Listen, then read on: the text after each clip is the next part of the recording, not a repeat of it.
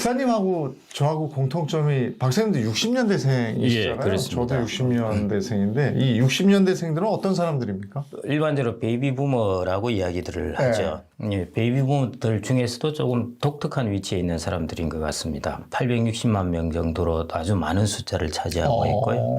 예, 그다음에 이제 문화적인 특징도 비슷하고 경험도 비슷하고. 그래서 저는 이제 베이비 부머들이 55년생에서 74년생까지 이렇게 쭉 펼쳐져 있지만은 그 중에 핵심적인 중간이자 중심층을 차지하는 것이 60년대생이 아닌가 이런 생각이 들고요. 원래 60년생이 태어날 때 제가 보니까 우리나라 1인당 GDP가 79달러였더라고요. 네. 예, 지금이 이제 32,000달러 이렇게 되니까요. 참 재밌는 이제 세대입니다.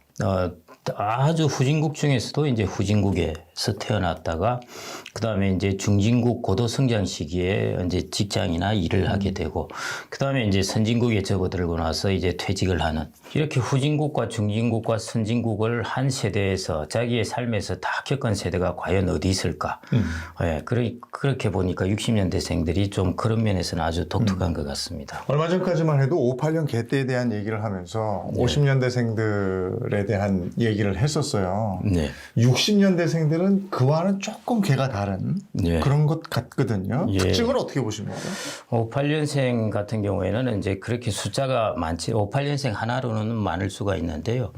50년대생의 집단으로서는 그렇게 많지가 않습니다. 예, 그런데 60년대생은 이제 58년생보다 당연히 62년생이 숫자도 많을 뿐만 아니라요. 60년대 전체적으로 이제 이 아주 큰 집단을 형성하고 있습니다. 그리고 이제 뭐 58년생도 민주화 이런 이야기를 하긴 합니다만은 어떻게 보면은 이제 민주화의 핵심 세대는 사실은 60년대생입니다. 60년대생들은 이제 삼저호황 뭐 이러면서 한참 고성장을 할 때 그때 이제 그 사회를 다녔던 그런 그 출생 연도가 아닌가 싶고요. 그래서 제가 한 3가지 정도를 이렇게 한번 압축을 해봤습니다. 과연 도대체 특징이 무엇인가? 네. 이렇게 살펴보니까 이제 첫 번째가 아까 말씀드린 베이비 부머 중에서도 아주 중심 세대에 속한다. 10년 동안의 핵심적인 중심 세대에 속한다는 것이고요. 그다음에 이제 두 번째 특징이 에너지가 무지 많습니다. 에너지가 많다는 것은 뭐 다이내믹하다는 뜻이 아니라요. 이 사람들이 일단 860만 명 숫자가 많다는 에너지가 있고요. 그다음에 이제 고성장 시기에 사회생활을 해왔기 때문에 이제 자산을 많이 축적해 가지고 거기에 대한 이제 에너지도 풍부한 것이고 또 하나는 이제 거의 동일한 문화적 경험을 가졌습니다. 뭐 아시겠지만 88 올림픽 그다음에 뭐 87 뭐 6.29 선언 뭐 이런 등등 해가지고 비슷한 이제 동일한 경험들을 가진 세대입니다. 그러니까 응집력이 강합니다. 경험도 비슷하고 부도 어느 정도 꽤 좀 많이 다른 세대에 비해서는 이제 많이 축적한 세대고 양적으로도 이제 860만 명 이렇게 이르는 숫자고요. 이제 세 번째 특징은 조금 미래로 살펴봤습니다. 앵글을 이제 미래로 돌려보면은 작년에 우리나라가 초고령 사회에 진입을 했는데요. 거기 65세 이상 인구가 이제 19%, 진입한 것이 아니라 19%였고요. 올해 아니면은 내년 정도 이제 초고령 사회에 진입하게 됩니다. 그러니까 초고령 사회라면은 그 노년이 65세라고 시작하면은 10년 지나면은 이 사람들이 이제 65세에서 75세. 거기서 또 10년 지나면은 75세에서 85세. 그러니까 제가 보니까 앞으로 한 20년 동안은 이 초고령 사회에서 가장 이제 중요한 주역이 되지 않을까 그렇게 생각이 됩니다. 그래서 저는 그 3가지가 가장 중요한 특징이지 않을까 그렇게 보고 있습니다. 근데 또 60년대생들이 가장 부자다 이런 얘기는 맞습니까? 예, 맞습니다. 가구의 소득에다가 이제 가구 숫자를 곱하면은 60년대생들 전체가 가진 부가 나오는데요. 그런 자산 보면은 벌써 이제 50대 이런 쪽하고 거의 이제 같은 수준이 되었습니다. 그리고 그 속도가 계속 빠른 속도로 증가하고 있거든요. 네. 그래서 그런 면에서 이제 곧 역전이 되어서 아마 가장 많은 부를 자산을 가진 그런 연령대가 될 것 같고요. 80년대 중후반에 취업하신 분들 보면은 뭐 한 달 월급이 50만 원이었다 뭐 이러는데요. 한 4, 5년 지나면 확 달라져 버립니다. 그러나 이제 고도 성장 시기였죠.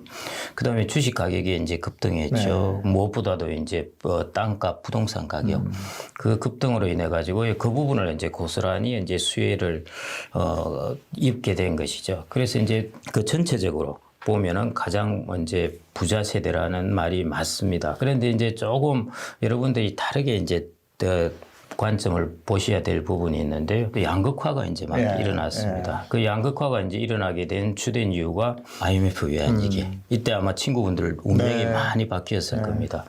그 다음에 이제 90년대, 2000년대 초에 그 소위 말해 ICT 혁명 해가지고 이제 디지털로 확 전환하게 되고 전통 산업이 이제 막 구조조정을 하게 되면서 디지털 쪽으로 간 친구들 이런 사람들은 여기서 막 이제 돈을 벌고 성장을 하게 된 것이죠. 지금 뭐 카카오, 네이버 이런 것이 대표적이지 않습니까? 그래서 이제 산업의 변화 10년 있더니 또 글로벌 금융위기가 왕창 닥친 것입니다. 그런 것들 때문에 여기서 부가 좀 양극화되어 있습니다. 그래서 60년대생들은 다른 세대들하고 비교해 볼 때는 다른 세대들보다 더 지배적인 위치에 있는데요.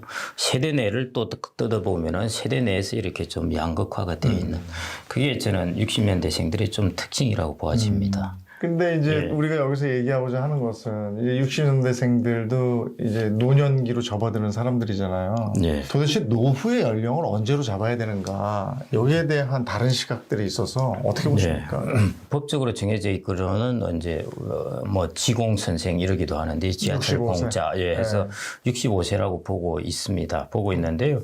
국민연금연구원에서 이제 쭉 서베이를 설문조사를 해보니까 이제 나타나는 것이 한 70세 정도 전후입니다. 그러니까 65세는 이제 너무 빠른 것이고요. 그 다음에 이제 연령대에 따라서 다릅니다. 50대는 지금 우리나라 적정한 은퇴 연령은 한 65세 정도 돼야 되겠다 이렇게 생각을 하거든요. 그게 이제 유럽의 일반적인 정년입니다. 뭐 그게 이제 감안해봐야 될 것 같고요.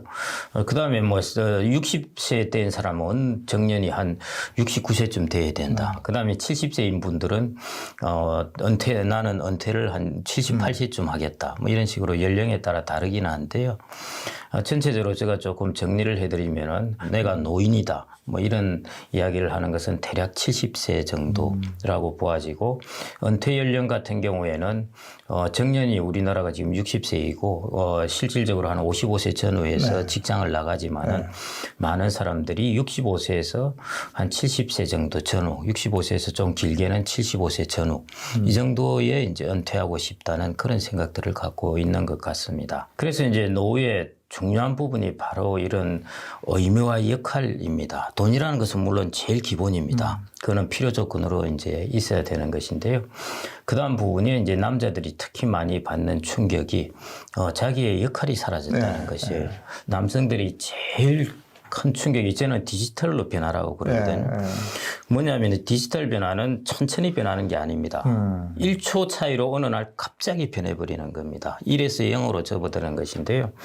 특히 남자들 같은 경우 12월 31일까지 열심히 결제를 하고 하다가 1월 1일 딱 되면은 아무도 찾아오지 않습니다. 이게 어마어마한 충격인 것이죠. 저는 이제 그런 부분에 대해서는 뭐 닥쳐보면 안다. 이게 이제 제 신조이고 아마 말을 들어도 실감은 안 가실 겁니다. 닥쳐보면 안다. 이렇게 말씀드리고 싶은데 그 중에 이제 제일 큰 것이 자기의 역할 부분입니다. 그래서 은퇴 이후의 삶 이게 이제 굉장히 중요하지 않습니까? 뭐 55세, 60세에 나왔어요. 근데 100세 시대인데 은퇴 이후에 가장 조심해야 되는 리스크 이런 걸 하나씩 한번 짚어볼까요? 제가 이걸 이전부터 제가 축구를 보다 재미있어서 이걸 하게 됐는데요. 언제 축구에서 골이 가장 많이 터질까? 이걸 이제 월드컵 경기를 해서 조사를 해보면요. 후반 15분 남기고 가장 골이 많이 터집니다. 저는 이제 이걸 보면서 이게 우리 노후의 삶도 이거와 비슷하겠다. 이제 후반 인생 오후에 접어들면은 많은 사람들이 큼직한 것은 다 지나갔다고 생각을 하는데요. 그런데 저는 이제 그 인생 후반전에 이런저런 큼직한 사건들이 툭툭 터진다는 것입니다. 그게 이제 리스크인 이유는 젊었을 때는 다시 리커버할 시간이 있는데요. 나이 들어서는 이걸 회복할 시간이 없습니다. 마치 5분 남겨놓고 꼴을 먹으면은 꼴을 만회할 시간이 없는 것처럼요. 그래서 저는 이제 제일 첫 번째가 이제 성인 자녀 리스크입니다. 이 자녀가 그 귀여운 자녀고 이쁜 자녀가 왜 리스크냐 하는 것인데요. 저 앞에 성인자가 붙습니다. 성인 자녀 리스크인데요. 교육비라든지 이런 지출 비용, 그 다음에 이제 제일 큰 것이 이제 결혼 비용입니다. 그 다음 또 하나는 뭐냐면은 일본에서 부모의 연금을 같이 나누어 쓴다.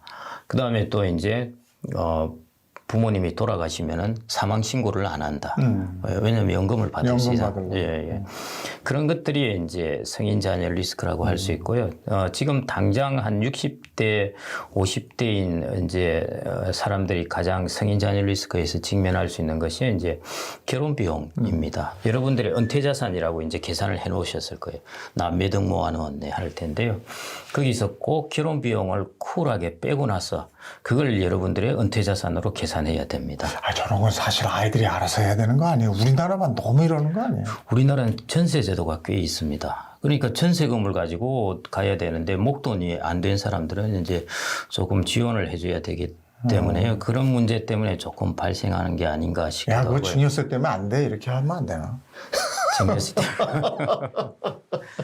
어쨌든 성인 자녀 리스크를 첫 번째로 꼽아주셨고요. 예. 둘째가 금융사기 리스크 말씀을 하셨죠. 예. 뭐 다양한 리스크, 요즘은 피싱 뭐 이런 부분도 꽤 많이 있는데요.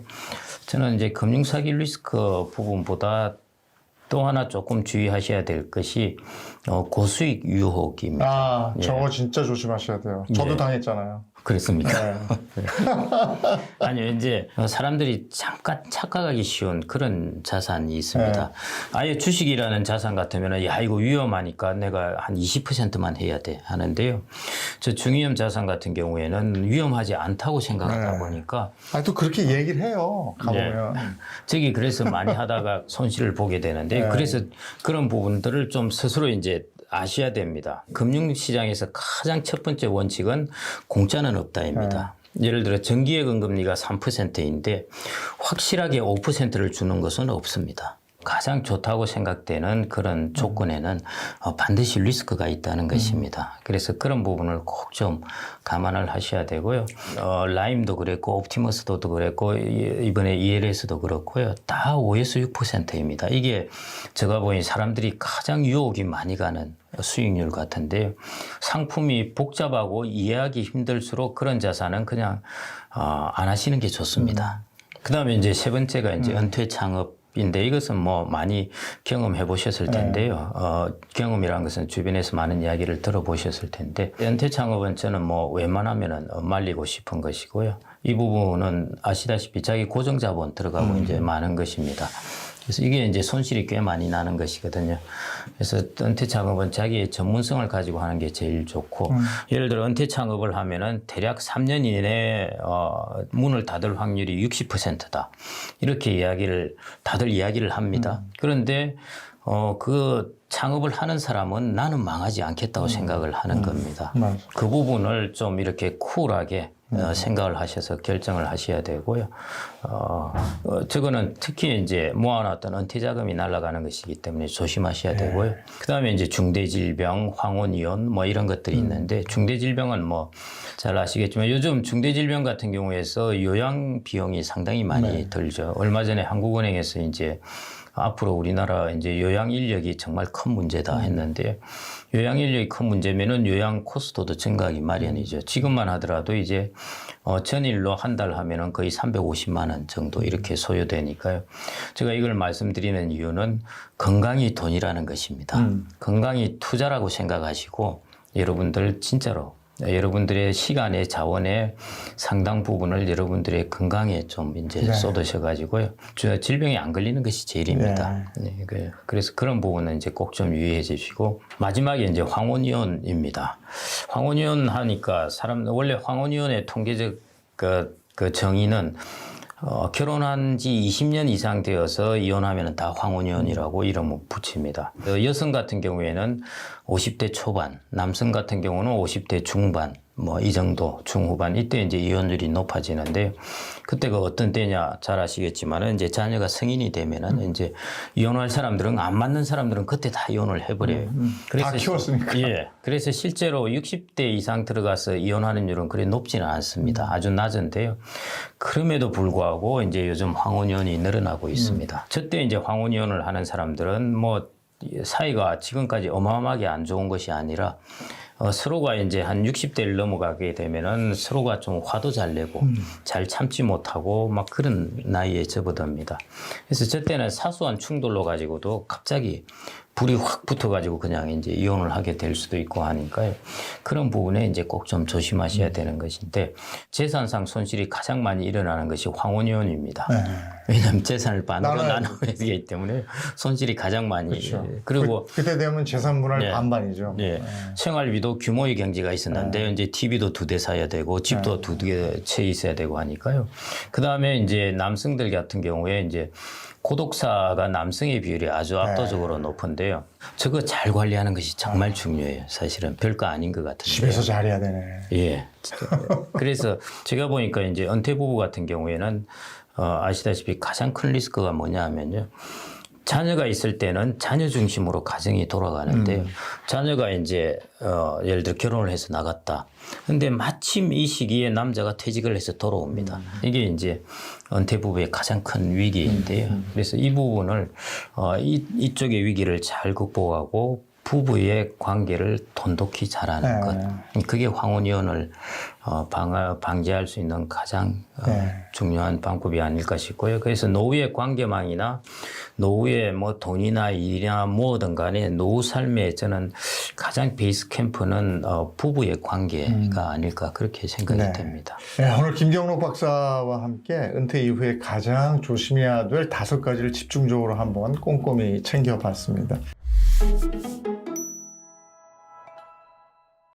대표님 개인 채널에서도 네. 의료비 통장에 대한 굉장히 강조한 영상을 봤는데 네네. 정말 개인적으로 너무 인상적이었거든요. 네네. 이 의료비 통장이라는 건 생각도 못했어요. 지금- 보험과는 다른 거죠. 그렇죠. 네.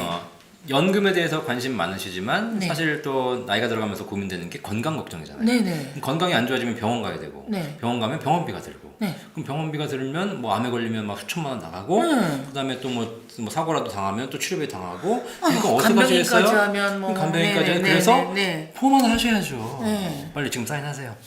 네.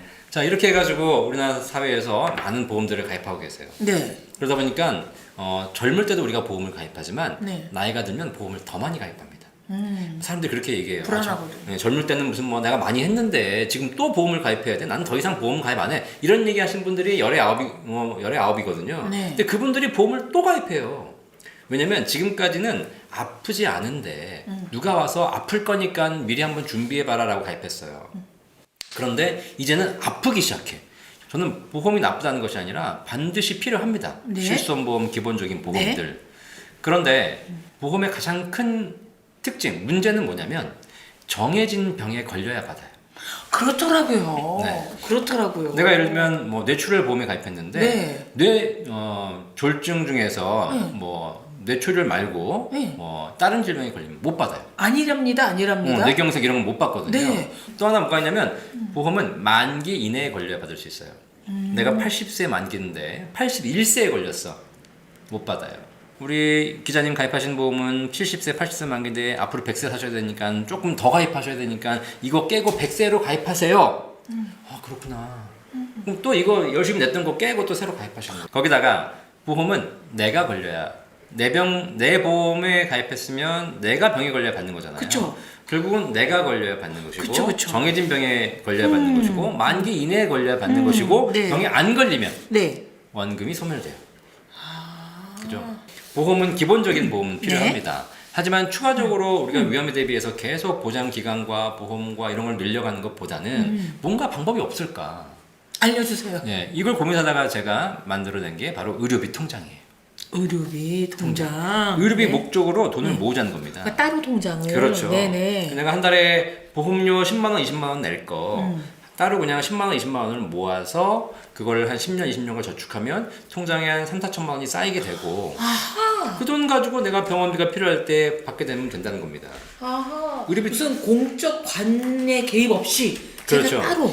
그럼요. 네. 이 의료비 통장의 장점이 뭐냐면 아. 아까 보험 얘기해드린 것의 모든 단점을 커버할 수 있어요. 뭐. 어떤 병이 걸려도 뺏을 수 있고요. 그렇죠. 남편이 걸려도 빼줄 수 그럼요. 있고. 누가 걸려도 되고 네. 또 언제 걸려도 됩니다. 그쵸. 그리고 병이 안 걸렸어. 어머. 그럼 원금과 이자가 남아서 땡큐. 자녀에게 상속할 수 있는 네네. 거죠. 아하. 자, 그런데 중요한 건 이게 지금 좀 전에 우리 얘기했듯이 공적 관적인 그런 터치가 없다고 얘기했잖아요. 이게 가장 큰 문제예요. 의료비 통장의 가장 큰 문제가 뭐냐면 네. 열심히 내가 한 3, 4천만 원 모아놨는데 네. 갑자기 아들이 와가지고 엄마 제가 사업을 좀 해야 되는데 그 통장에 3천만 원 모으신 거 있던데 그거 저 빌려주시면 제가 어머니 의료비는 제가 책임질 테니 응? 저걸 제가 사업을 열심히 해서 키워보겠습니다. 그럼 엄마 어떻게 마음이? 흔들리죠. 흔들리죠. 내 새끼가 또 이렇다는데 네, 나중에 그렇죠. 도와주겠다는데. 근데 이게 공적 관적으로 딱 체킹이 돼가지고 못 빼가게 막았으면 못 뺄 텐데 이게 내가 개인적으로 준비한 것이다 보니까 결국은 이런 유혹에 다 빠져나간다는 거예요. 그래서 네. 사실 이거는 이제 제가 컨셉적으로 의료비 통장이 중요하다고 말씀드리고 네네. 이미 준비하신 분들 많이 네. 계시지만 이게 선진국에는 이미 제도화 되어 있습니다. 그래요? 네. 사실 우리나라에 이 비슷한 제도가 있습니다. 연금 저축 계좌라고 연금 IRP 이런 거 들어보셨죠? 네. 연금 고민하신 분들 많이 아시겠지만 내가 젊었을 때 연금을 준비하기 위해서 한 달에 3, 40만 원씩 부으면 국가가 거기에 대한 세금을 환급해줘요. 세제 지원을 해주는 겁니다. 네네. 대신에 중간에 뺄 수 없어요. 네. 그리고 나중에 연금으로 타게 되면 국가가 세제 지원을 더해주는 겁니다. 네. 그죠? 이 똑같은 개념을 그대로 내가 한 달에 2, 30만 원씩 의료비 통장에 돈을 모으면 국가가 연말정산할 때 세금을 환급해 주는 겁니다. 이게 미국이나 싱가포르에 있습니다. 네. 그래서 그렇게 환급해주고 대신에 이 돈을 나중에 자식이 와서 달라 그런다고 빼줄 수 없어요. 네. 그냥 빼주게 되면 세금을 왕창 토해내야 돼요. 대신 그럼 못 빼주니까 이따가 나중에 55세 이후에 의료비가 필요할 때 의료비 목적으로 빼쓰게 되면 국가가 거기에 대한 세제 혜택을 주는 거죠. 이게 사실 전 세계에서 가장 빨리 늙어가는 나라, 전 세계에서 고령화가 가장 심각한 이 대한민국에 가장 필요한 제도인데 네. 아직 안 하고 있어요. 근데 아까 박사님도 말씀하셨듯이 전 세계에서 가장 빠르게 늙어가고 있는 대한민국이 아닐 텐데요. 네. 박사님이 생각하시는 노후 준비의 가장 핵심? 돈 걱정 없이 네. 남에게 손 벌리지 않고 네. 자식에게 부담이 되지 않고 네. 그게 뭐가 있을까요? 사실 뭐 모든 그 노후를 준비하는 은퇴 전문가들이 얘기하는 것이 노후에 세 가지가 필요하다고 해요. 네. 첫 번째가 할 일이 필요하다. 네. 두 번째가 이제 건강도 필요하다. 그리고 네 번째가 이제 상속에 대한 준비. 저는 이제 금융 전문가니까, 네. 연금 전문가니까 네. 돈에 관련돼 가지고 조금 더 집중적으로 얘기를 해드리자면, 네. 첫 번째 할 일 중요합니다. 할 일. 네. 근데 할 일이 중요한 이유 중에 하나가 뭐냐면 꾸준한 소득이 필요한 거거든요. 그죠? 왜냐면 젊을 때는 우리가 직장 다니면서 소득이 있었기 때문에 문제가 없지만 어느 순간 소득은 사라진다는 거예요. 그러면 우리가 약간의 소득이라도 만들어낼 수 있다면 그러면서 할 일을 하면 제일 좋은 건데 일이라는 것이 평생 할 수 있는 건 아니잖아요. 나이가 이제 70, 80이 돼가지고 몸이 안 좋아지기 시작하면 뭔가 육체 노동이 힘들어지지 않습니까? 그때를 대비해서 우리가 가장 중요한 게 연금 소득을 만드셔야 된다는 거예요. 연금 소득. 연금 네. 소득. 네. 사실 이 연금의 기원이 뭔지 아세요? 연금의 시초. 뭐예요? 로마 시대의 군인 연금이었어요. 로마 시대 때. 예. 기원전으로 있었어요. 올라가네요. 네, 왜 로마 시대 군인 연금이라는 제도를 만들었을까 생각해 보면 네. 이들이 젊을 때 나라를 위해서 희생하면서 싸웠는데 나이가 드니까 이제 힘이 없는 겁니다. 없죠. 그래서 이 사람들을 방치해 버리는 거예요. 그러니까 군인들이 지금처럼 막 데모를 했겠죠. 그럼 국가가 저 사람들의 노후를 우리가 책임져줘야 되는구나. 그래서 군인 연금을 만들어낸 겁니다. 네. 예. 그런데 지금 사회는 어떻게 되냐면 생산성 중심의 사회가 되기 때문에 네. 60세가 되면 퇴직을 해야 돼요. 군인하고 똑같은 겁니다. 생산성이 떨어지고 효율성이 떨어지니 기업에서 내보는 되는 네, 거죠. 예. 그러면 그때 이후에 소득이 필요하게 되는 겁니다. 그래서 사회가 만들어낸 제도가 연금 제도거든요. 그래서 첫 번째 퇴직연금, 뭐 개인연금, 뭐 주택연금, 국민연금 이런 걸 통해서 연금 중에 반드시 하시는 것 이것이 노후에 가장 중요하고요. 두 번째가 이제 건강이 중요하잖아요. 건강. 그럼 의사 선생님들은 건강에 대비해서 뭘 준비해라?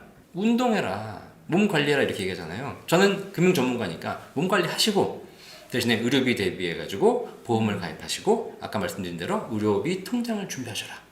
요거 해서 연금 준비돼 있고 의료비 통장 준비돼 있으면 큰 걱정하실 필요 없다. 네. 또 하나 마지막으로 뭘 준비하냐 이제 내가 이렇게 해서 다 쓰고 가시면 상관없는데 뭐라도 좀 남잖아. 그럼 이 남은 걸 물려줘야 될 거 아닙니까? 네. 사실 우리 사회에 보시면 아시겠지만 자녀에게 돈 물려줘가지고 이렇게 마음이 편한 경우가 별로 없어요. 사람이라는 게 다 그래요. 아무리 형제 자매도 네. 돈이 생기기 시작하면 서로 싸우기 시작합니다. 그쵸. 그죠? 네. 근데 국가가 오죽하면 뭐 법정 상속 지분이라고 만들어 놨겠어요. 네. 싸우지 말라고. 네. 그래도 억울해. 어이씨, 내가 엄마 모셨는데, 내가 뭐 한 건 다 했는데, 쟤는 뭐 한 것도 아무것도 없는데, 어떻게 반반이야. 그죠? 자, 그래서 결국은 부모가 재산 정리를 잘 못하시면 나중에 자녀에게 큰 문제가 생깁니다. 그래서 이제 나이가 드신 분들이 꼭 하셔야 될 게 바로 뭐냐면 유언장 작성하셔야 돼요. 공증해서. 네. 공증해서 그리고 그런 부분에 대해서 사전에 사실 뭐 유언장도 필요 없고 사전에 재산에 대한 정리가 다 끝나면 되거든요. 그럼 너 얼마 줄게 딱 줘버리면 끝나요 그냥. 근데 못 주는 이유가 뭐예요? 이것마저 줘버리면 나는 못 먹고 사나. 그럼요, 막막하죠. 얼마 걸로 살지를 아무도 모르는데요. 그러니까요. 그래서 연금을 네. 준비하는 거예요. 연금 잘 준비해놓고 한 달에 500만 원씩 평생 받을 준비해놓고 나머지는 다 주는 거야. 네. 연금이 준비돼 있으신 분들은 증여상속에 대한 고민이 훨씬 줄어든다. 나의 기본적인 노후가 해결돼 있고 네. 자식도 부모가 노후가 해결돼 있으면 크게 걱정하지 않아요. 그죠? 근데 이제 박사님 정년퇴직을 한 이후에 이제 많은 분들이 자료를 네. 내보는데 네. 퇴직 이후에 말년을 보낼 때 요 정도만 있으면 살 수 있을 것 같다라는 금액이 네. 얼마 정도가 필요할지. 사실 물론 이제 시골에 계시거나 네. 뭐 지방에 계신 분들은 100만 원, 200만 원으로 충분하십니다. 네. 근데 우리가 서울 경기에서 이 수도권에서 사시려면 네. 사실 뭐 여러 가지 고정적인 비용들이 많이 들어가잖아요. 네, 네. 관리비, 주거 비용도 들어가지만 세금도 내야 되고 네. 뭐 보험료도 내야 되고 이러다 보니까 예전에는 제가 한 달에 500만 원 정도는 연금 준비하십시오. 그랬을 때 사람들이 뭐라고 했냐면 야 누가 그렇게 큰 금액을 준비하냐. 지금 뭐 500만 원 벌기도 힘든데. 그래서 거기에 대해서 좀 이견이 많았지만 점점 시간이 지나면서 이제는 사람들이 500이 있어도 사실 여유 있게 사는 건 아니더라. 그쵸, 병이 나면 또 어떻게 해요? 네. 그런 고민들 많이 하세요. 그러니까 나는 그러면 뭐 지금 한 달에 500을 벌기도 힘든데 500을 어떻게 마련하냐라고 네. 하시는데 방법이 있어요. 제가 알려드릴게요. 어렵지 않아요. 네. 자, 기본적으로 국가가 시키는 것만 잘하셔도 일단 됩니다. 오호. 네. 첫 번째 국민연금 있습니다. 네. 국민연금 있어요. 네, 네. 소득의 9%를 내거든요. 직장생활 20대 중후반에 시작해가지고 연금 탈 때까지 한 20-30년 정도 네. 꾸준하게 국민연금 내시면 됩니다. 그러면 국민연금 얼마 받냐면 그냥 꾸준하게 일해서 내신 분들이 최소 100에서 150은 받아요. 자 그러면 지금 뭐 500이라고 얘기하는데 한 달에 100에서 150은 국민연금으로 해결되는 겁니다. 네. 두 번째 퇴직금. 퇴직금도 내가 붓는 게 아니지 않습니까? 내가 직장생활 열심히 하면 퇴직할 때 퇴직금이 나오는 것이거든요. 네. 근데 퇴직금이 지금 얼마 나오냐면 대략적으로 퇴직 직전 3개월 평균 급여 곱하기 근속연수예요. 네. 그럼 내가 퇴직 직전에 한 달에 500만 원 월급 받았다. 30년 근속했다. 그럼 1억 5천만 원입니다. 그럼 퇴직금도 1억에서 2억 정도만 만들어 넣으시면 그것도 한 달에 100만 원 이상의 연금을 만들 수 있습니다. 그래서 그런 기본적인 것만 해도 국민연금과 퇴직금만 해도 200에서 300은 확보가 되는 겁니다. 네. 거기다가 개인연금이 있어요. 개인적으로 추가로 불입하면 연말에 세액공제 해주는 연금 저축, IRP 이런 거 있거든요. 고령자도 가입 가능합니까? 소득이 있는 사람들은 누군지 할 수 있습니다. 오. 연말 세액공제 받을 수 있으니까 80대 할머니도 하는 거 봤어요. 임대소득 있으시니까 내가 임대소득 받는 거 세금 내야 되는데 그 세금 환급 받으려고 하시는 거예요. 뭐 안 될 이유는 없습니다. 그렇죠. 세금 혜택 받으면서 연금 도움되는 거니까 네. 이런 거를 젊을 때부터 꾸준하게 하시면 한 달에 2-30만 원씩만 내도 1년이면 3-400이고 10년이면 3-4천이고 20년이면 1억이 넘어가요. 내가 꾸준하게 안 하는 게 문제지. 항상 뭐든지 주식도 우리 셀코TV에서 주식 부동산 많이 얘기하지만 주식 부동산 뭐 다 마찬가지. 결국은 우리가 단기적으로 뭘 잘하냐에 따라서 수익이 나는 것처럼 보이지만 결국 승자는 꾸준하게 한 사람. 성실함, 꾸준함. 이게 연금에서도 증명이 되고요. 세상 모든 일에서 증명이 되는 겁니다. 그래서 개인연금까지 꾸준하게 준비하시면 누구나 3-400은 만들 수 있고 네. 거기다가 내가 더 이상 없다. 그러면 주택연금 있지 않습니까? 네. 내가 나중에 집담보로 이제 연금 받을 수 있거든요. 그럼 주택연금 지금 얼마 나오냐면 주택연금은 시가 1억당 월 30만 원 정도 받을 수 있어요. 70세에 가입하시면. 네. 자, 그럼 내 집값이 3억이에요. 네. 그럼 90만 원이에요. 내 집값이 10억이에요. 300만 원이에요. 그렇기 때문에 실제로 이렇게 해서 연금으로 확보하시게 되면 주택연금으로도 최소 200은 확보할 수 있습니다. 언제까지 받을 수 있나요? 지금 주택연금은? 제가 말씀드린 연금은 전부 평생연금 기준으로 말씀드린 거예요. 돌아가신 그날까지. 오호. 자, 그러다 보니까 저는 뭐 연금을 300, 400, 400이 어떻게 만듭니까? 라고 얘기하시는데 중요한 건 이 못 만드는 가장 큰 이유는 관심이 없기 때문에 못 만드는 것이지. 맞습니다. 관심만 두면 네. 누구든지 할 수 있는 것이다. 관심이 노후를 따뜻하게 한다. 이게 보니까 제일 또 무서운 게 뭐냐면 은퇴 후에 건강보험료 폭탄을 맞았다 이런 기사가 네. 꽤 나오거든요. 네. 이게 왜냐면 은퇴 이후에는 직장 가입자에서 지역 가입자로 네. 바뀌기 때문에 뭐 집이 좀 비싼 집 있으신 분들은 건강보험료 많이 나올 수도 있고요. 또 다른 소득이 있으신 분들 또 그런 부분에서 건강보험료 나올 수 있기 때문에 그런 것 때문에 좀 고민하시는 분들 많이 계시고 근데 사실 이런 기사의 핵심이 뭐냐면 결국은 연금 많이 받으면 건강보험료 폭탄 맞는다 이런 기사들이 나와요. 그죠? 그러니까 이 건강보험료 폭탄의 문제를 자꾸 연금으로 돌리는 거예요. 아, 예. 국민연금이 늘어나가지고 건강보험료가 폭탄된다. 국민연금이 늘어나가지고 건강보험 피부양자가 탈락한다. 뭐 이런 거거든요. 근데 저는 이런 부분들은 실제로 이런 사례가 있습니다. 하지만 굉장히 지역적인 사례예요. 그 소수가 그런 거죠. 일종의 프레임 씌우기 뭐 이렇게 맞습니다. 볼 네네. 수가 있겠군요. 저는 국민연금을 연금을 많이 준비해서 건강보험료 많이 내셔라 차라리. 네. 이런 질문을 하시는 분들이 꼭 드린 얘기가 있어요. 집값이 올라서 양도소득세 많이 내는 게 좋으세요? 집값이 안 올라서 세금 안 내는 게 좋으세요? 하는 게 좋죠. 그렇죠. 네. 막 올라갔으면 좋겠어요. 네. 아무리 건강보험료 세금을 낸다 하더라도 네. 연금이 오르는 것이 훨씬 더 많이 올라요. 맞아요. 그래서 연금 네. 많이 준비하시고 네. 낼 건 좀 내셔라. 네. 그리고 지금처럼 뭐 폭탄 맞고 이런 사람들 케이스는 사실 거의 없는 것이고 그거는 정말 뭐 안 내던 사람이 1, 20만 원 내는 경우를 폭탄이라고 얘기하고 있는 거예요, 사실. 네. 그런 경우에는 진짜 어려우신 분들은 어쩔 수 없겠지만 일반적인 분들은 많이 벌어서 많이 모으시고 많이 세금도 내시는 게 적절한 것 같다는 생각이 듭니다. 그리고 이제 사적연금의 경우에 55세, 만 55세 네. 받을 수 있는 걸로 알고 있는데요. 55세 되자마자 시작하고 받는 게 수령하는 게 좋을까요? 아니면 네. 좀 더 묻어두자. 내가 약간의 소득도 있으니까 하고 버려두는 게 나을까요? 이런 질문도 많이 받아요. 왜냐면 55세 되면 내가 네. 퇴직할 나이는 아니지 않습니까? 네. 일하고 있는데 연금은 개시 나이가 된 겁니다. 네. 그러면 내가 굳이 일을 하고 있는데 이걸 내가 개시할 필요가 있나? 라고 생각하시는데 소득이 있으면서 이 연금 관련된 계좌들은 여러 개 만들 수 있거든요. 근데 이미 많이 불려온 계좌가 있다면 55세가 됐으면 저는 바로 연금 개시하라고 말씀드려요. 왜 그러냐면 그 쌓여있는 통장의 수익을 보는 겁니다. 그 통장에서 수익이 잘 나고 있으면 개시하실 필요가 없어요. 근데 대부분의 연금저축 이 상품들이 수익이 낮은 계좌에 있는 경우가 많거든요. 네. 더 봐야 2, 3% 이자입니다. 그러면 수익도 별로 안 나요. 그럼 얘를 그냥 인출하는 겁니다. 왜냐면 55세 전까지는 인출을 하면 안 되거든요. 네. 인출하려다가 세금 피해가 더 커요. 근데 55세부터는 인출이 허가가 됩니다. 국가에서. 네. 그러면 인출 허가되는 만큼 빼서 쓰란 얘기가 아니에요. 그걸 다시 더 좋은 상품에 재투자할 수 있다는 거죠. 왜 수익이 안 나는 상품에 굳이 묻어둘 이유가 없지 않습니까? 박사님, 네. 그러면 저는 제가 국민연금을요, 네. 제 보통예금 통장으로 받거든요. 네. 이거를 옮길 수도 있나요? 국민연금. 근데 네. 지금 국민연금이 필요하세요? 안 필요하세요? 별로 안 필요하시죠. 네. 지금 그러니까 국민연금은 연기할 수 있거든요. 네. 국민연금은 정상 예시 연령이 62세인데 네. 67세까지 5년간 연기할 수 있습니다. 이것도 마찬가지죠. 네. 근데 연기하면 1년에 7.2%씩 올라갑니다.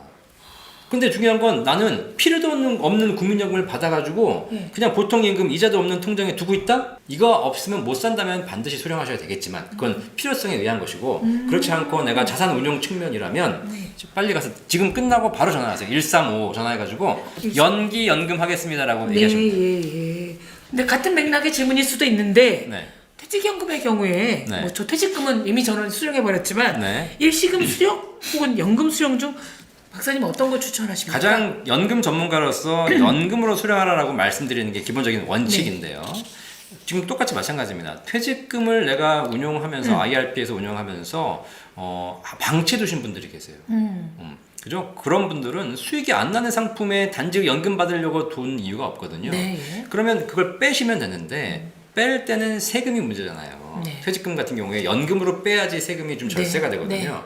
근데 대부분의 근로자들이 장기 근속을 하셨지 않습니까? 지금은. 그리고 퇴직금이 1억, 2억 정도 받아 나오시는데 근속 기간이 20년, 30년이에요. 네. 그럼 이분들의 퇴직 소득 세율을 보시면 네.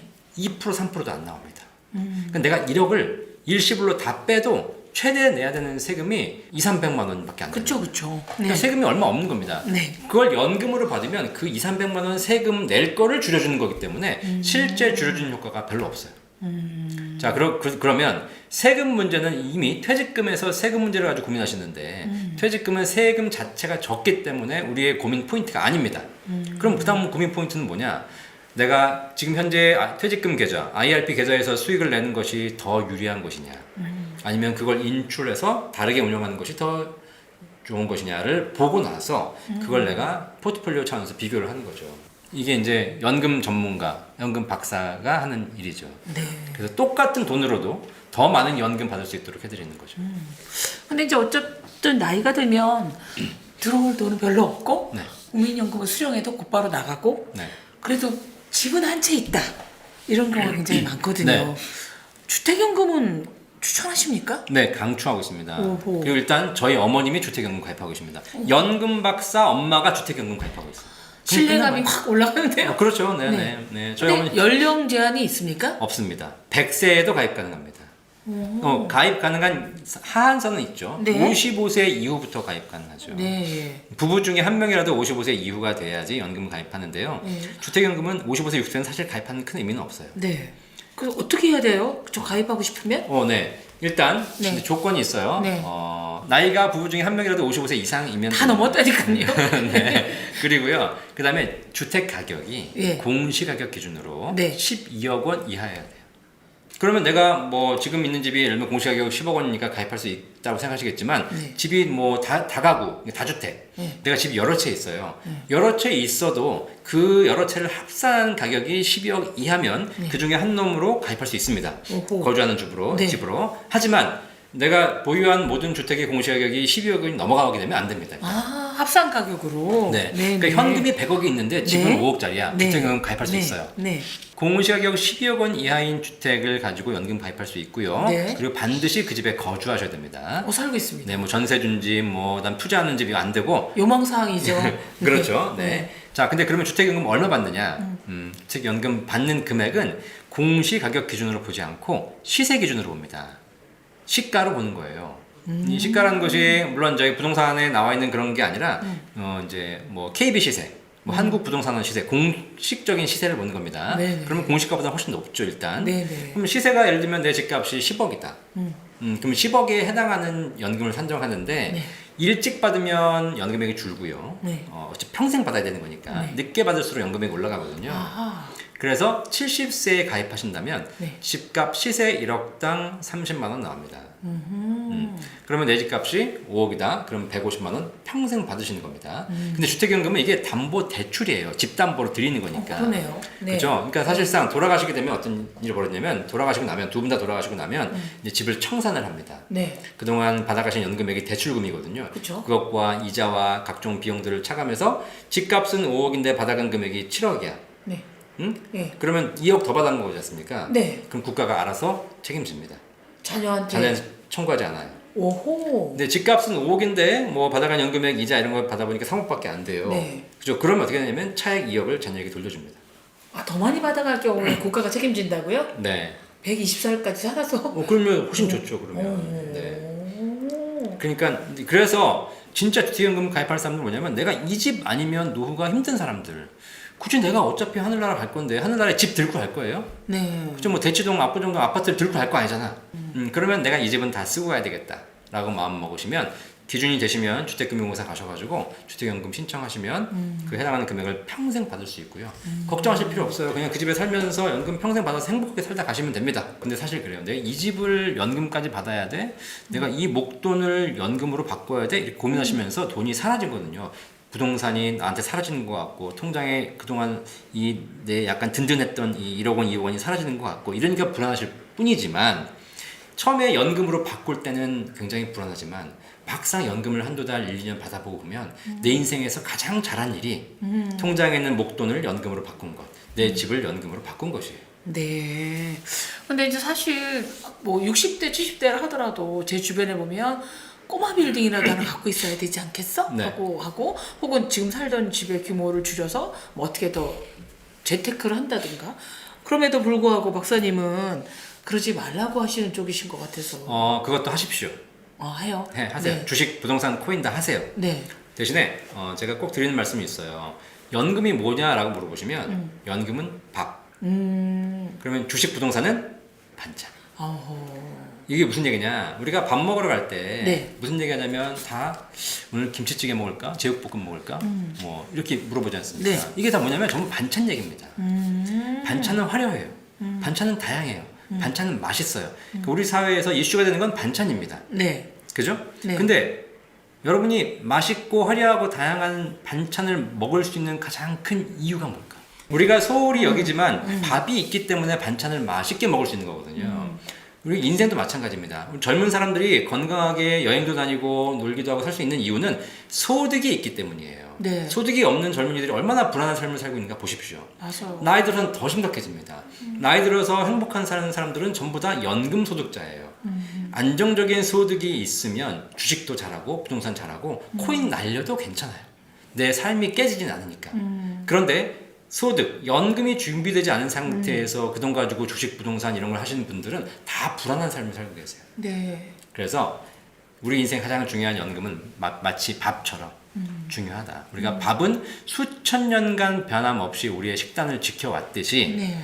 여러분 돌아가신 그날까지 연금은 반드시 함께 해야 된다. 말씀드리겠습니다. 예. 근데 연금 물론 이제 중요하긴 한데 또 40, 50대 뭐 벌써? 라는 분들도 있을 거고요. 네. 뭐 너무 늦은 건 아닌가? 자영업자의 경우 어떡하나 이런 분이 많을 텐데요. 네. 박사님 어떤 조언을 해주고 싶으십니까? 네, 우리가 뭐 건강할 때 건강 지켜야 되지 않습니까? 네, 네. 그렇죠? 건강 지키는 건 굉장히 중요하잖아요. 네. 건강 잃은 다음에 건강 지키면 뭐 네. 하겠습니까? 그래서 이거는 정말 미리부터 준비해야 된다. 제가 그 공무원 인재개발원에 강의를 나가거든요. 얼마 전에 공무원 퇴직자들 대상으로 강의를 했습니다. 퇴직 예정이신 분들. 그분에게 물어봤어요. 퇴직을 앞두고 내 인생에서 가장 지금 든든한 게 뭡니까? 공무원 연금이요. 그렇죠. 이구동성 공무원 연금이라는 네. 게 있더라고요. 제가 다시 여쭤봤어요. 자, 그러면 지금 공무원이 임용되었던 30년 전으로 네. 돌아가 보겠습니다. 그때 여러분들이 월급에서 공무원 연금 뛰어갔을 텐데 그 공무원 연금 내시는 것이 선택이었습니까? 의무였습니까? 다이구동성 의무였다. 네. 그렇죠? 강제로 뛰어갔으니까. 네. 만약에 선택이었다면 그 30년 전에 가입하셨을까요? 아무도 안 했다는 거예요. 중요한 건 제가 다시 말씀드렸어요. 여러분들이 지금 퇴직을 앞두고 가장 든든한 자산이라고 생각한 연금. 죄송하지만 여러분들이 선택한 결과물이 아니다. 국가가 강제한 결과물이지. 네, 예. 연금은 30대건 40대건 50대건 관계없이 연금은 내가 선택하게 놔두면 안 합니다.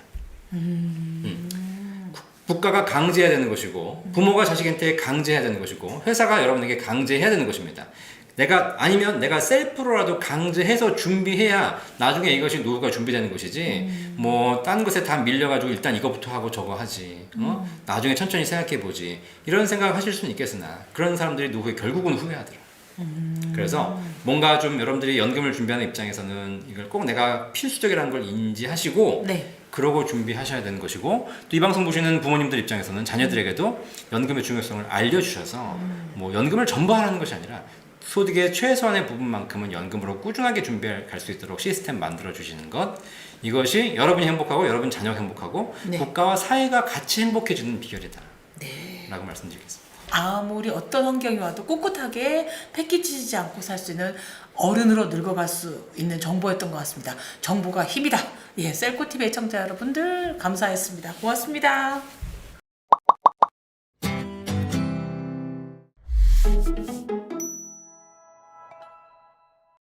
오늘 모실 분들은요, 전국을 돌아다니면서 노후에 살 집을 탐방하는 화제 유튜버 부부입니다. 공빠TV 문성택, 유영란 두 분이 부부십니다. 어서 오십시오. 반갑습니다. 반갑습니다. 네, 안녕하세요. 아, 두 분 나와주셔서 너무 고맙습니다. 오늘 저도 궁금한 게 많습니다. 네. 예. 근데 일단 더 궁금한 게 공빠TV. 네. 이거를 어떤 의미로 어떻게 만드셨어요? 두 분 중 누가 이름은 지으셨고 어떻게 개설한 거예요? 유튜브도 제가 먼저 하자고 했고요. 그다음에 이름도 제가 지었는데요. 저희가 좀 호기심도 많고 네. 그리고 딱 뭐 해보자 그러면 네. 또 바로 또 실천하고 이러는 좀 성격이 있어서 공부하는 엄마 아빠 노년에는 우리가 네. 얼마나 더 재미있고 네. 또 이렇게 더 건강을 위해서 네. 어떻게 살아야 되는지 이런 것들 공부하자 이런 네. 마음으로 예, 공부하는 엄마 공부하는 아빠 그래서 공파TV라고 지었습니다. 그래서 공파TV군요. 네. 이름이 아주 좋아요. 아, 감사합니다. 예. 이름에 대해서 저 독자들 반응도 좋죠. 처음에는 네. 공짜 TV인 줄 저도 그런 느낌이었어요.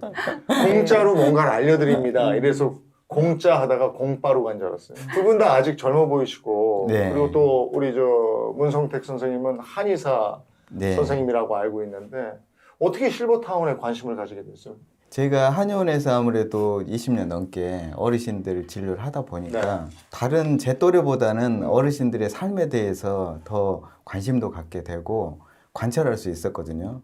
그런데 대부분 어르신들이 코스가 이렇습니다. 이제 두 분이 행복하게 사시다가 계속 끝까지 사시면 좋은데 아버님이 먼저 돌아가시는 경향이 있고 그런 다음에는 어머님 혼자서 외롭게 사셔요. 왜냐하면 대부분 자녀들은 수도권으로 이렇게 가시고 따로 이렇게 사시거든요. 네. 그러다 보면은 아무래도 식사가 혼자 사시면은 부실해지고 식사도 잘 못 드시면서 또 우울해지시고 그러면 건강이 악화되더라. 75세만 넘으면 몸이 급격하게 쇠약해지시거든요. 그래서 이 문제를 어떻게 해결할 것인가. 이렇게 나이 드셔서 식사를 혼자서 드신다는 게 영양적으로나 너무 좀 어렵다. 그러다 보니까 실버타운을 찾게 됐고요. 네. 실버타운에 가신 분들은 실제로 새끼가 규칙적으로 꼬박꼬박 나오고 그 식사가 매 끼 달라지잖아요. 네. 그리고 또 영양사가 영양을 골고루 분배해서 준비하기 때문에 아주 건강을 위한 식사다. 그렇게 생각하거든요. 그래서 노후에 우리도 그렇게 살아야 되고 또 부모님도 그렇게 모시고 싶다. 그러다 보니까 한 곳 두 곳 찾아다니다가 네. 그게 쌓인 거죠. 예. 저도 저희 부모님 두 분을 실버타운 시니어하우스에 이렇게 모신 경험이 있어서 발품을 참 많이 팔았거든요. 네. 근데 대부분의 분들은 실버타운하고 요양원하고 잘 구분을 못 하세요. 맞습니다. 그거 좀 알려주세요. 실버타운에 대한 오해가요. 네. 저희가 많은 분들을 만나보니까 3단계가 있어요. 그래서 이제 말씀하신 요양원하고 구분을 못하는 단계가 1단계예요. 그게 이제 가장 많으시고 네. 그 궁금증이 이제 해결이 되시잖아요. 네. 그러고 나면 두 번째 하는 오해가 실버타운 너무 비싸다. 네. 좋은 건 알겠는데 뭐 비싸서 못 가고 나는 엄두도 못 낸다. 또 이렇게 생각하시는데 그렇지만은 않거든요. 그게 이제 두 번째고 그리고 마지막 오해는 이제 그것도 풀리시잖아요. 그러면 이제 거기 노인들만 살고 외롭고 칙칙하고 이런데 뭐하러 가서 사냐. 또 이제 이렇게 말씀하시는 게 3단계예요. 네. 그래서 이재용 아나운서님이 말씀하신 거 1단계입니다. 네. 저도 처음에 이제 두 분을 그 실버타운 그쪽으로 모실 때 한 두 번 실패했어요. 네. 어머니 아버지가 완강하게 반대하셨어요. 맞습니다. 특히 아버지가 네. 엄청 반대하셨어요. 근데 이게 이제 그 일반 집이 아니고 실버타운이잖아요. 네. 근데 실버타운이어야 하는 또 다른 이유가 있습니까? 우리가 노후의 어르신들이 지금 젊을 때랑 완전히 다르거든요. 그리고 젊은 사람들은 이걸 이해를 잘 못하셔요. 진짜 식사 때문에 무슨 실버타운을 가야 되나? 이런 이야기를 제가 아무리 이야기를 해도 공감대를 형성을 못 얻으시거든요. 그런데 어르신들이 정말 연세가 이제 75세 넘고 80세 넘고 그렇게 되면 식사를 제대로 챙겨 드시는지 자녀분들이 꼭 보셔야 됩니다.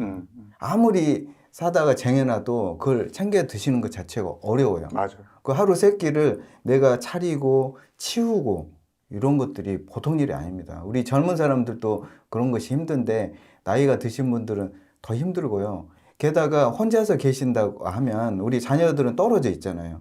이분들이 혹시 중간에 어떤 응급 상황이 닥칠 수도 있고 이런 부분에 대해서 전혀 대처가 안 되거든요. 근데 실버타운에 가면은 항상 직원들이 상주하고 있고 특히 간호사들은 거의 다 필수적으로 계시거든요. 24시간 필요한 경우에 와서 바로바로 대처를 해주고 병원으로 또 급한 경우에 이송도 해주고 게다가 실버타운의 또 장점은 나이 들수록 근육 빠지는 문제가 심각하거든요. 그런데 실버타운은 대부분 피트니스, 헬스클럽이 있고 거기에 또 전문가들이 상주하거든요.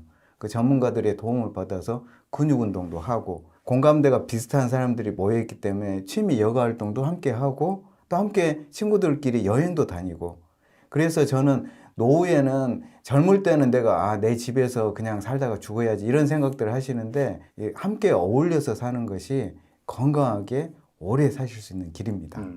요때쯤 실버타운에 들어가면 좋다. 네. 또는 이런 분들은 실버타운이 안 맞을 수 있다. 네. 그것도 좀 아울러 소개해 주시면 좋을 것 같아요. 저희가 60 되면 딱 들어갈 거거든요. 그래서 실제로 대기를 해놓은 곳도 있고 네. 요즘은 또 대기가 많이 있어요. 그래서 아. 좋은 곳들은 대기를 해야 돼서 일찍 들어가야 된다고 하는 이유는 그냥 내 집에서 살 건데 실버타운에 들어가는 건 우리가 그 좋은 서비스를 다 받고 내가 건강하게 네. 살겠다는 거잖아요. 네. 그 서비스 비용이나 시설을 이용하는 비용을 저희가 내는 거예요.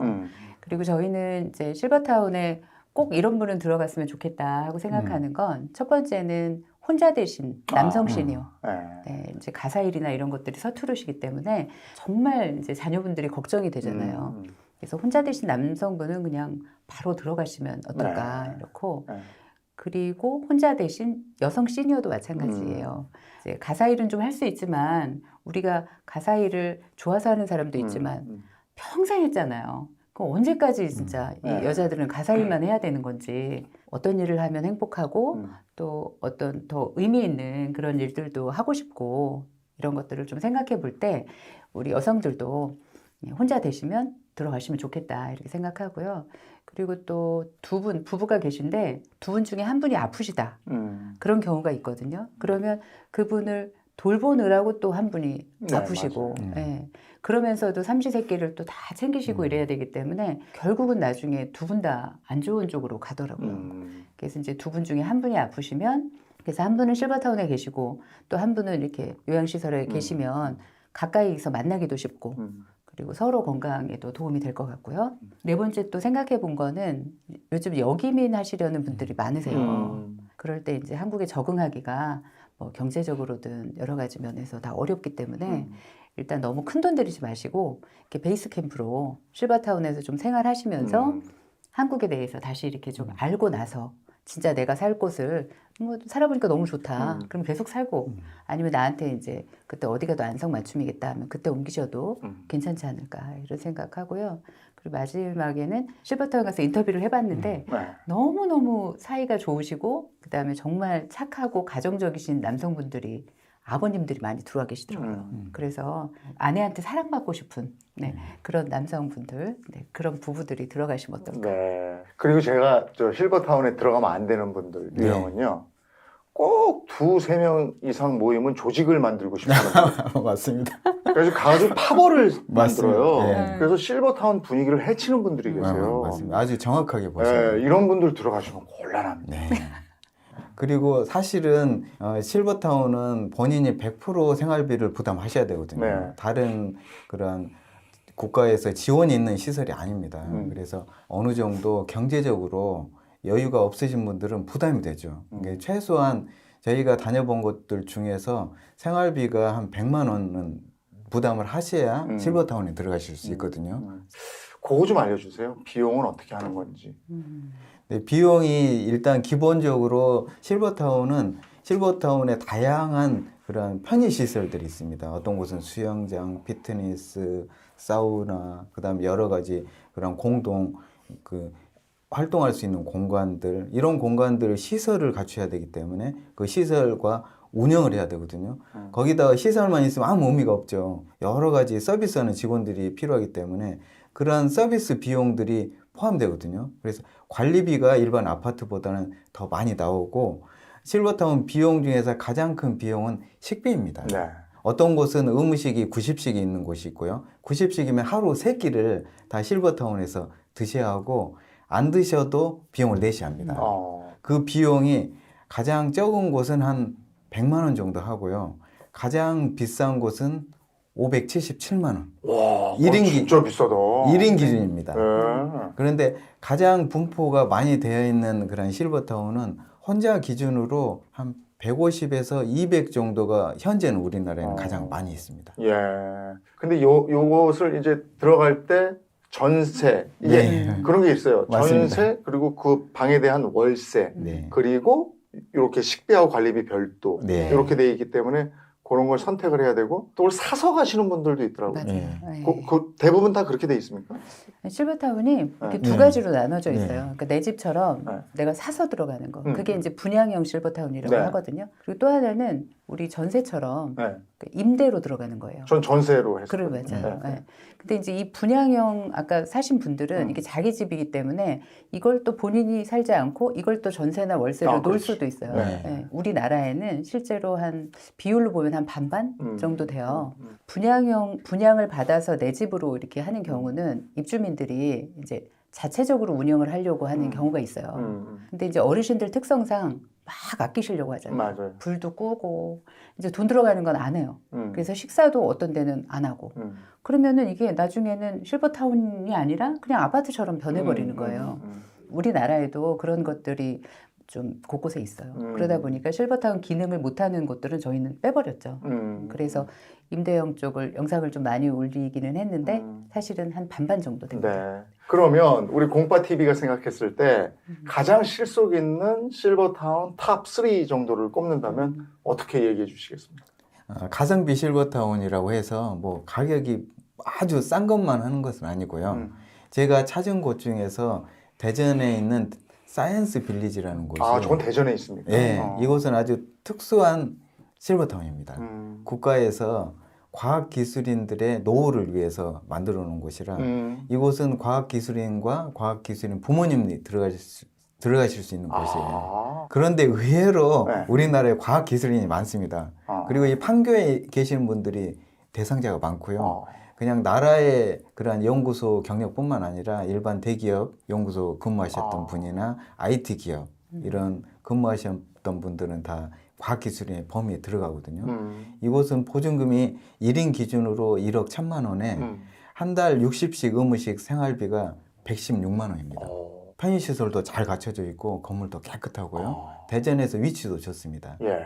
그래서 가성비 실버타운이라고 할 만하죠. 그리고 저희가 금방 말씀 나눈 그런 분양형, 임대형이라고 저희가 네. 표현을 하는데 네. 자기 명의로 할 수 있는 그런 실버타운이 있거든요. 그 중에서 용인 동백에 있는 스프링 카운티 자이가 아. 뭐 가성비형으로 추천드릴 만하거든요. 이건 전세도 가능하고요. 그 집주인한테 내가 전세로 계약하고 들어가셔서 아. 사실 수도 있고 네. 또 월세로 들어가서 사실 수도 있습니다. 아. 보통은 구입해서 많이 들어가시기도 하는데 요즘은 내가 살아보고 구입을 결정하겠다 이런 분들도 있거든요. 그래서 이곳은 1345세대 대단지고요. 대단지 혜택을 누릴 수 있고 바로 붙어서 용인 세브란스 병원이 있고요. 아. 동백역이 바로 초역세권입니다. 아파트 대문과 바로 붙어 있거든요. 그래서 편의 여건이 참 좋은 곳인데 이곳은 일반 아파트나 거의 다름이 없습니다. 그래서 일반 아파트 관리비에 한 10만 원, 20만 원 정도만 추가하면 관리비는 해결이 되고요. 그래요. 의무식이 한 가족당 30씩입니다. 예, 하루 한 끼 정도고 그것도 가족 중에서 뭐 부부가 사셔도 30씩이거든요. 혹시 내가 식사를 다 못했다 그런 경우에는 실버타운 내에 있는 마트에서 생필품으로 하셔도 되고 그래서 가격적으로 매력이 있어서 추천드리고 싶고요. 또 임대형 중에서는 여러 곳이 있는데 그중에 공주에 있는 공주 원로원이 괜찮습니다. 1인 가구 기준으로는 보증금이 한 9천만 원 정도 되고요. 9천만 원 내시면 월 생활비가 한 80만 원 정도만 내시면 생활하실 수 있어요. 실버타운 내에 교회도 있어서 혹시 개신교 신앙을 가지신 분들은 이곳이 아주 매력적이고 실버타운과 함께 뭐 요양원도 운영을 하고 있고 주간보호센터 이런 방문 요양 서비스도 다 받을 수 있기 때문에 한 곳에서 다 해결할 수 있습니다. 가격도 괜찮고 뭐 살기에도 좋은 곳이다 그렇게 볼 수 있습니다. 아, 저런 데를 전국을 일일이 다 다녀보신 거예요, 두 분이? 네, 네. 뭐 많이 가는 곳은 한 5번씩도 가고요. 네. 기본적으로 해마다 또 가거든요. 또 가면 또 재밌습니다. 부부가 여행 삼아 전국을 누비셨군요. 네. 네. 그 노하우를 담아서 주시는 거고. 자, 정말 유익한 정보가 많은데 아직 궁금한 게 너무 많습니다. 다음 시간에 이어서 계속 대한민국 실버타운 얘기 나눠보도록 하겠습니다.